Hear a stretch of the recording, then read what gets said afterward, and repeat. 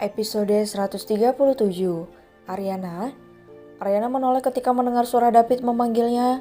Wanita itu mengurungkan niatnya masuk ke dalam kamar putrinya dan menatap David yang berada tidak jauh dari tempatnya berdiri sekarang. "Ada apa?" tanya Ariana dengan ekspresi datar. David tersenyum tipis, entah seperti apa penilaian Ariana terhadapnya selama ada Lenny di antara mereka. Tapi sekalipun Ariana tidak mengatakan ingin mengakhiri hubungan rumah tangga mereka. "Malam ini biar aku yang temani Lenny tidur, kamu bisa istirahat." Ariana diam sesaat, ditolekannya kepalanya ke arah kamar Lenny. Gadis kecil itu masih tampak asik bermain dengan ukulelenya sendiri. "Ya, Lenny memang sangat suka bermain musik."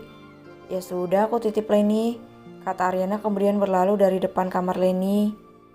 David menghela napas. David sebenarnya sudah sangat mengantuk, tapi mengingat pertemuan Lenny dan Marvel siang tadi, David merasa tidak bisa diam saja. David takut Lenny bercerita pada Ariana tentang pertemuannya dengan Marvel siang tadi. Krek, suara pintu yang ditutup dengan pelan membuat David menoleh ke arah kamar Ariana. Mereka memang tidak pernah sekalipun tidur bersama dalam satu ruangan. David, Ariana juga Lenny tidur di kamar yang berbeda. Sekali lagi David menghela napas. Pria itu kemudian melangkah menuju kamar Lenny dan masuk ke dalam kamar minimalis putri satu-satunya itu. Putri yang memang bukan darah dagingnya sendiri. David tersenyum mendengar alunan musik dari ukulele yang dimainkan oleh putrinya. Gadis kecil itu begitu tanggap dalam menyerap apapun yang diajarkan David padanya. "Anak ayah belum tidur." Lenny berhenti memetik senar ukulelenya. Gadis kecil berambut panjang ikal itu menoleh dan tersenyum lebar ketika mendapati David yang entah sejak kapan sudah berada di belakangnya. "Ayah." Lenny turun dari ranjang kecilnya. Gadis itu membawa serta alat musik kesukaannya menghampiri dan memeluk David yang berjongkok di depan pintu kamarnya. "Kenapa belum tidur, Hem?" tanya David mengusap lembut rambut tergerai putrinya. "Aku belum mengantuk, ayah," balasnya sambil melepaskan pelukannya pada David.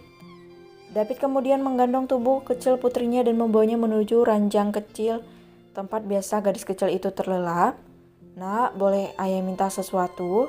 tanya David pelan. Lenny menatap bingung pada pria yang dianggap sebagai manusia super itu. "Apa ayah, Lenny tidak punya uang?" David tertawa mendengar penuturan polos putrinya. Uang bukanlah segalanya, tapi David juga mengakui bahwa segalanya membutuhkan uang. David menggelengkan kepalanya. Bukan uang, nak," katanya. "Ayah minta sama kamu jangan cerita ke ibu tentang orang kaya yang tadi siang bertemu dengan kamu di tempat kerja ayah." "Paman Marvel." David menganggukkan kepalanya. David yakin anaknya bisa diajak bekerja sama. "Kenapa ayah? Paman itu sepertinya orang baik." David tersenyum lagi. "Ya, dia memang orang yang sangat baik, tapi dia bisa menjadi tidak baik jika tahu siapa ibumu," jawab David. Lenny terlihat terkejut, ekspresinya semakin penuh tanda tanya, tapi juga terlihat ada ketakutan lewat tatapannya. "Apa Paman Marvel jahat pada ibu?" tanyanya. David terdiam. Pria itu tidak mungkin menceritakan semuanya pada Lenny. Putrinya masih terlalu kecil dan belum saatnya mengerti dengan apa yang terjadi di masa lalu antara dirinya, Ariana juga Marvel. "Bukan seperti itu. Paman Marvel tidak jahat pada ibu juga pada siapapun. Ayah minta banget sama kamu jangan pernah menceritakannya pada ibu bahwa kamu pernah bertemu dengan Paman Marvel. Lenny, sayang kan sama ayah?" Lenny terdiam sesaat menatap wajah tampan David dengan penuh tanda tanya. Namun itu tidak lama karena akhirnya Lenny menganggukkan kepalanya menyanggupi permintaan tolong sang ayah.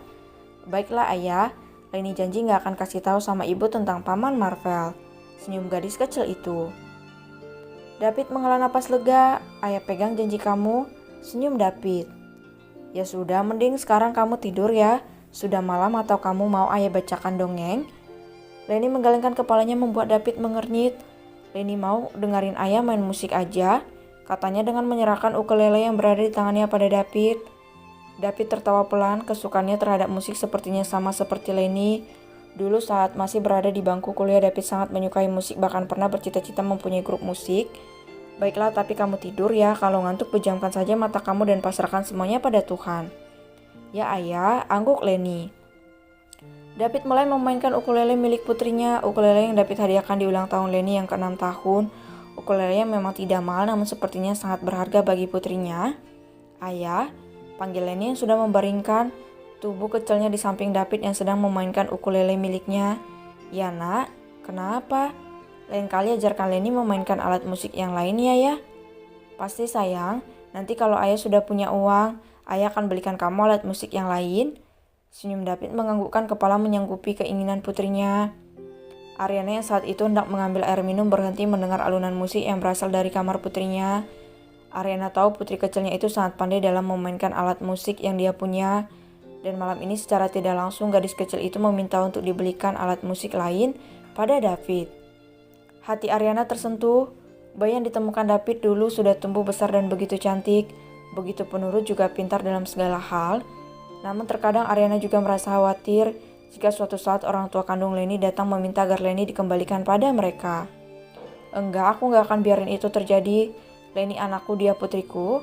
Batin Ariana menggelengkan kepalanya mencoba mengenyahkan pikirannya tentang kedua orang tua Lenny. Tidak mau David melihatnya, Ariana pun segera berlalu dari depan kamar Lenny. Wanita itu bahkan sampai melupakan niat awalnya untuk mengambil air minum dan kembali masuk ke dalam kamarnya sendiri. Sesampainya di dalam kamar, Ariana langsung membuka lemari bajunya. Wanita itu mengambil dompet miliknya dan langsung mengecek isinya. Ada beberapa lembar uang 100 ribuan juga 50 ribuan di dalam dompet coklat yang dibelikan David untuknya dulu. Tidak mahal memang, tapi dompet itu sangat bermanfaat bagi Ariana. Ariana tersenyum, diraihnya uang yang sangat berharga itu untuknya. Uang itu adalah hasil dari Ariana menjual kue. Ini rezeki untuk anakku, lirihnya. Ariana meneteskan air matanya tanpa sadar. Kehidupannya benar-benar terbanting dari hidup sebagai wanita kaya raya jatuh menjadi wanita miskin penjual kue keliling.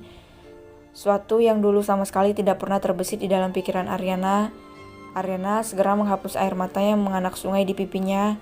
Semangatnya tidak boleh patah. Ada Lenny di kehidupannya sekarang, putri yang sangat Ariana sayangi.